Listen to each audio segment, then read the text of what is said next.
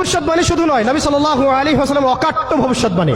তিনি বলেছেন ঈসা আলাইহিস সালামের হাতে যেই ফিলিস্তিনে আজকে মাজলুম বোনদেরকে শহীদ করা হচ্ছে, বাচ্চাদের মাথার খুলি উড়িয়ে দেওয়া হচ্ছে, আমাদের ভাইদেরকে জীবন্ত পুড়িয়ে মারা হচ্ছে, ওই ফিলিস্তিনে লিখে রাখেন আপনারা, মিডিয়া দিয়ে প্রচার করে দিয়েন, এই ফিলিস্তিনের বাবে লুদ নামক জায়গায় তাদের মিসায়া, তথাকথিত মিসায়া মসিহুদ দাজ্জালকে ঈসা আলাইহিস সালাম হত্যা করবেন ইনশাআল্লাহ।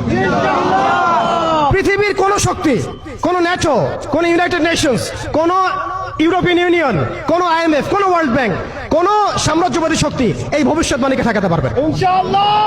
আপনি ওদেরকে চেষ্টা করতে দেন, সারা পৃথিবীর সমস্ত মুসলমানকে যদি এখন তারা মেরে ফেলে, তবু এই অকাট্য ভবিষ্যৎবাণী ইনশাআল্লাহ তাআলা তারা পাল্টাতে পারবে না।